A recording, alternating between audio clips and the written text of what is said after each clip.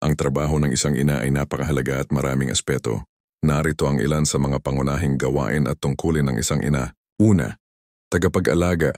Siya ang pangunahing nag-aalaga sa kanyang mga anak mula pagkabata hanggang sa pagtanda.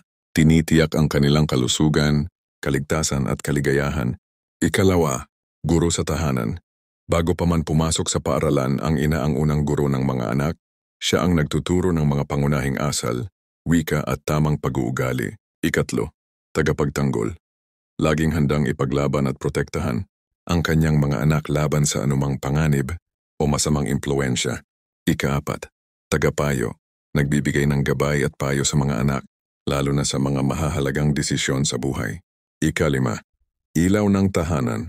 Kilala ang ina bilang ilaw ng tahanan dahil siya ang nagsisilbing inspirasyon, nagbibigay ng init at pagmamahal sa buong pamilya. Ika-anim, tagapamahala ng bahay. Kadalasan, siya ang nangangasiwa sa gawaing bahay, budget ng pamilya, at iba pang responsibilidad upang matiyak ang maayos na pamumuhay. Ikapito, haligi ng emosyonal na suporta. Sa tuwing may problema o pagsubok, ang ina ang karaniwang nilalapitan para sa pag-unawa at pagmamahal.